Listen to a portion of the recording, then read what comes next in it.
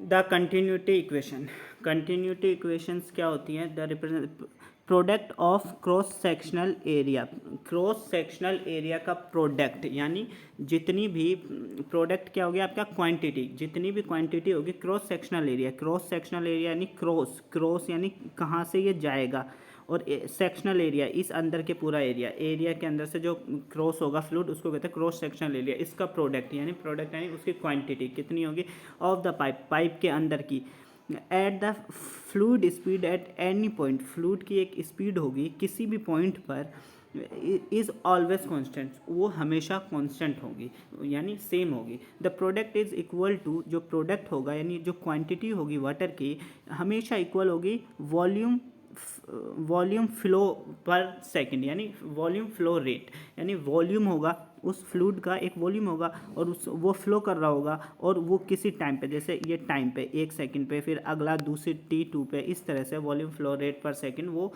किसके इक्वल होगा? प्रोडक्ट के, यानी प्रोडक्ट क्या है आपकी क्वांटिटी, फ्लूइड की क्वांटिटी वो इक्वल होगी वॉल्यूम फ्लो पर रेट की। इसको कहते हैं कंटिन्यूटी इक्वेशन।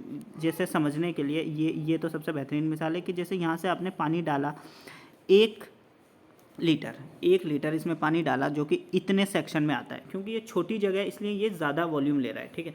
अब ये बह के कहाँ जाएगा? ये बह के जाएगा यहाँ से बाहर निकल जाएगा इस डब्बे में, ये आपका 1 लीटर वापस आ जाएगा, पूरा का पूरा आ जाएगा। इसलिए ये जो है आपका जो ये सिस्टम है, ये इसकी खासियत क्या होनी चाहिए? इसकी खासियत होनी चाहिए tube having single entry exit and single, एक सिंगल हो और सिंगल से ही बाहर आ जाए, और fluid in tube is non viscous, यानी इसके बीच में कोई भी रुकावट ना हो, कोई फ्लो ना हो, यहाँ से डालो और आराम से रुक जाओ, यानी आइडियल होना चाहिए। इनकम्प्रेसिबल, कहीं कंप्रेस ना हो। फ्लूइड इज़ स्टेडी, यानी हर टाइम पे बिल्कुल सेम उसकी वेलोसिटी रेट हो। ये खासियत होनी चाहिए इस चीज़ की, ठीक। तो आपने 1 लीटर यहाँ डाला, अब जाहिर सी बात है ये पहले सेकंड में ये यहाँ पर होगा, दूसरे सेकंड में ये यहाँ होगा, तीसरे पे ये यहाँ होगा, चौथे पे यहाँ होगा, पाँचवें पे यहाँ होगा, छठे 7 सेकंड बाद ये बाहर आ जाएगा। तो हर सेकंड पे इसकी जो चेंज है वो आती जाएगी। तो इसमें 2 पॉइंट का बताया गया, एक फर्स्ट पॉइंट, एक लास्ट पॉइंट। तो ये दोनों जो होगा इसकी जो क्वांटिटी होगी वो 1 लीटर है, वो यहाँ पर भी 1 ही लीटर होगी, यानी 1 लीटर इक्वल टू बराबर, ये दोनों बराबर हो जाएगा। तो इसका जो वॉल्यूम होगा यहाँ पर, किसका वॉल्यूम? लीटर का, 1 लीटर का, वो भी वॉल्यूम 1 ही लीटर होगा, यानी 1 लीटर में आपके मान लो 1 लाख मॉलिक्यूल्स है वाटर के, तो यहाँ 1 लाख वाटर के मॉलिक्यूल्स है, तो यहाँ पर भी 1 लाख ही वाटर के मॉलिक्यूल्स होंगे, ऐसा तो नहीं कम ज़्यादा हो जाएंगे। एरिया ये जितना एरिया लेगा वो एरिया भी इक्वल होगा, क्योंकि हम एरिया ऐसे नापते हैं ना, जैसे ये एरिया हो गया, तो यहाँ पर क्या है, अगर ये लेंथ ज़्यादा है तो ब्रीथ कम है, और यहाँ पर लेंथ कम है तो ब्रीथ ज़्यादा है, तो कुल ओवरऑल एरिया भी बराबर हो जाएगा। इस तरह से x2 क्या है? ये डिस्टेंस है, यहाँ इतनी डिस्टेंस है तो यहाँ इतनी कम डिस्टेंस है, यहाँ आपको कम लगेगी, लेकिन यहाँ पर एरिया और ब्रीथ का फैक्टर लग के ये दोनों भी इक्वल हो जाएगा, सब कुछ इक्वल हो जाएगा। इसको कहते हैं इसको कहते हैं इक्वेशन ऑफ कंटिन्यूटी, कि हाँ इसकी ज़रूरत के पड़ती है कि ताकि हम इसको क्या है किसी भी पॉइंट पर उसका वो निकाल सकें वॉल्यूम फ्लो रेट, इस वजह से इसको करते हैं। नाउ आओ इक्वेशन के रूप में देख लेते हैं इसको, इक्वेशन कैसे बनती है। इक्वेशन सबसे पहले बनती है RAV, ये RAV जो कांस्टेंट होता है, ये R क्या होता है? R इज इक्वल टू होता है वॉल्यूम फ्लो रेट, वॉल्यूम यानी 1 लीटर का वॉल्यूम, 1 लीटर का वॉल्यूम होगा 1 लीटर, मान लो 1 लाख मॉलिक्यूल्स है इसके, 1 लाख वॉल्यूम। फ्लो रेट, ये फ्लो करेंगे किसी रेट यानी टाइम रेट हो गया, जैसे कि ये फ्लो कर रहा है 1 लीटर 1 सेकंड में 1 मीटर ट्रेवल करता है, तो ये इसका फ्लो रेट होगा, ये हो गया R, है ना। 1 लीटर 1 सेकंड में 1 मीटर ट्रेवल करता है, ये मान लो, इससे बाकी कुछ भी हो सकता है, डिजिट चेंज हो सकती है, लेकिन मैंने एक आइडिया लिया, वो जो इक्वल होगा AV के होगा। A क्या है? ये A आपका एरिया होगा, और V हो जाए छोटा V हो जाएगा वेलोसिटी।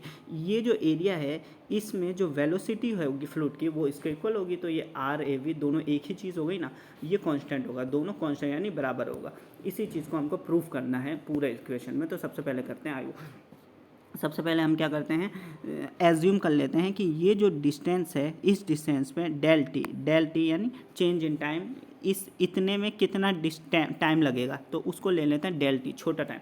इस पूरे प्रोसेस में लग रहा है मिसाल के तौर पे 7 सेकंड लग रहा है, तो इसमें 1 सेकंड लगेगा, 1 सेकंड, तो ये हमारा हो गया छोटा टी, डेल टी। मिसाल के तौर पे मैंने एक साथ बताया, ये चीज़ हो जाएगी। नाउ इसी तरह से फिर हर फ्रैक्शन में एक सेकंड मान लो, तो हमने इसका लिया है, सिर्फ इसका लिया है, तो हम इसको लिख देंगे डेल टी।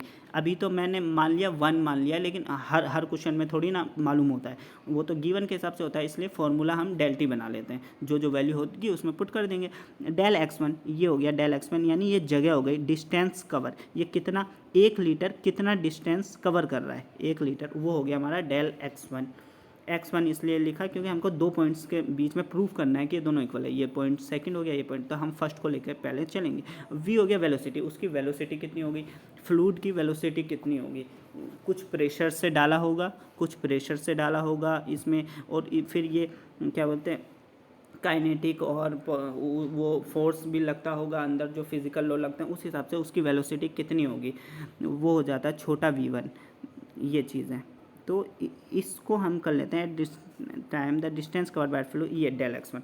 ये डेल x1 क्या हो गया आपका, distance cover is equal to छोटा v1, ये नहीं, ये तो वॉल्यूम है, छोटा v1 वेलोसिटी इनटू टाइम, कि हमारी जितनी टाइम लगी वो, तो इस तरह से हम ये लिख लेंगे।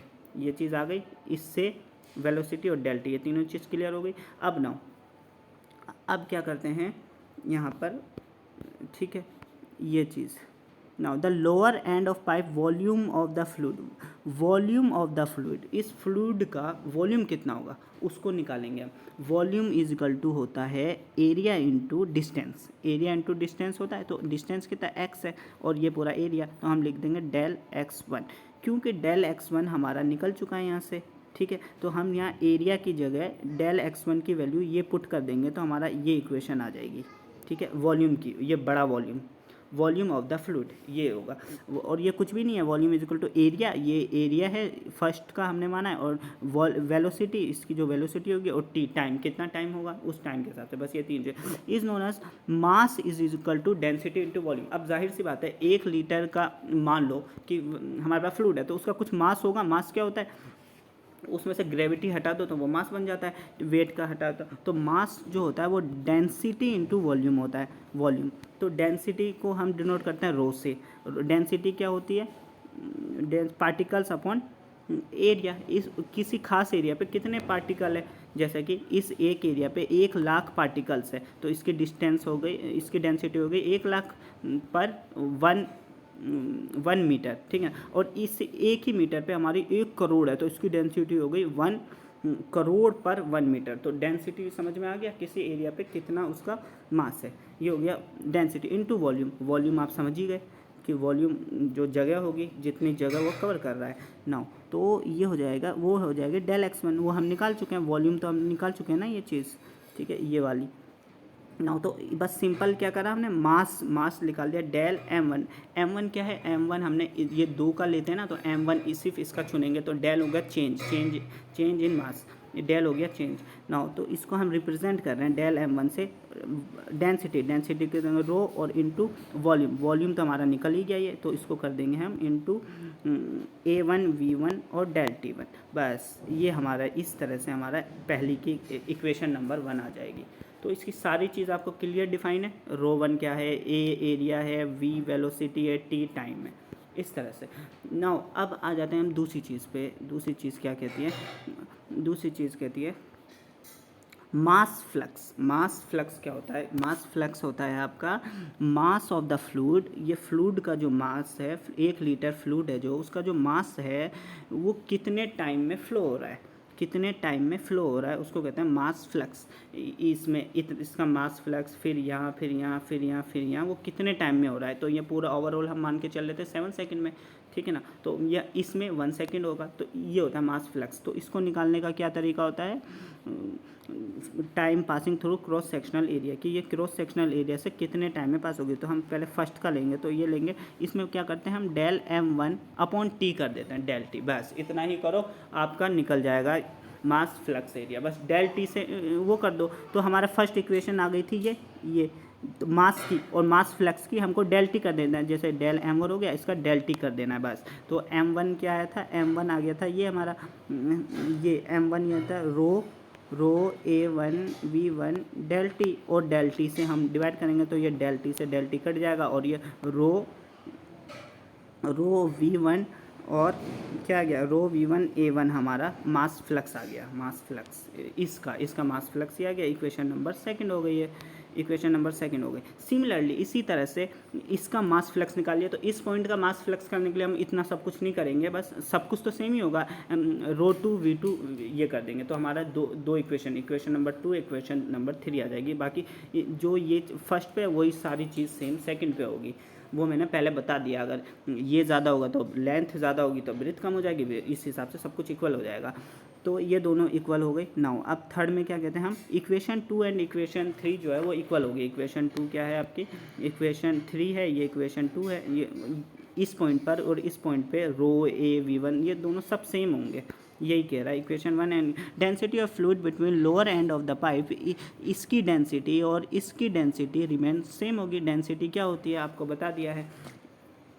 And same with the time flow, और टाइम भी फ्लो होगा वो भी सब सेम होगा। अगर mass flux at the lower, mass flux, अब मास फ्लक्स क्या होता है, मास अपॉन टाइम, वो भी इक्वल होगा मास फ्लक्स, यानी इक्वेशन 2 इक्वेशन 3 यहाँ जो यहाँ पर होगा वो यहीं पर होगा। तो इसको हम इस तरह से लिख देंगे, रो 1 a1 v1 इक्वल टू रो 1, ये हमारी इक्वेशन नंबर 4 आ जाएगी। तो इससे हम क्या निकालते हैं कि ये जो है रो ए वी, रो क्या है डेंसिटी, ए क्या है एरिया, वी क्या है वेलोसिटी, तो ये कांस्टेंट होगा पूरे के लिए। हमने तो ये 2 का निकाला है ना, अगर इसका निकालते हैं, यहाँ निकालते हैं, यहाँ निकालते हैं, यहाँ निकालते हैं, ये तीनों चीज़ क्या है हमेशा कांस्टेंट होगी। ये कहता है ये 1 1 2 तो हमने किसी पॉइंट के लिए निकाला है, जिस भी पॉइंट के लिए निकालो वहाँ पॉइंट डाल दो, मान लो 3 कर दिया 4 कर दिया बस, यानी ओवरऑल ये तीनों इस पूरे केस के लिए कांस्टेंट होंगे, ये कहता है। Now equation prove the law of conservation of mass, तो इसको कहते हैं law of conservation of mass, यानी ये मास को कंजर्व कर लेता है, बचा लेता है, वेस्ट नहीं होने देता है, बिल्कुल हर जगह सेम होता है। फ्लूइड इज इनकम्प्रेसिबल, अगर फ्लूइड इनकम्प्रेसिबल है, जो कि मान के चले थे, the density will remain constant, density क्या होगी रो, वो कांस्टेंट होगी हर चीज़ पे, तो हम लिख देंगे del 1 rho 1 is equal to rho 2, ये इक्वल होगी। तो हमने इस इक्वेशन में रो 1 और रो 2 को इक्वल कर लिया, यानी काट लिया, इक्वल है तो कट गए। तो अब हमारा क्या बचा, a1 v1 a2 v2, तो अब सिर्फ बचा हमारा a1 v1 a2 v2, ये बच गया। अब ना इससे क्या निकला, ए वी कॉन्स्टेंट होगा हर के लिए, ए एरिया और वी वेलोसिटी, ये कांस्टेंट होगा। अगर यहाँ एरिया कम होगा तो वेलोसिटी ज़्यादा हो जाएगी, वेलोसिटी ज़्यादा होगी तो एरिया कम, ओवरऑल रिजल्ट a1 v2 ये इक्वल आएगा। तो जब इक्वल ये आ गया हमारा, तो इससे हमारा क्या निकल गया, आर क्या था, volume flow rate, r is equal to volume flow a into v, यही हमको प्रूव करना था कि ये कांस्टेंट है, तो ये कांस्टेंट साबित हो गया। इस तरह से पूरा ये होता है कंटिन्यूटी इक्वेशन, सिर्फ आपको समझना होता है ये।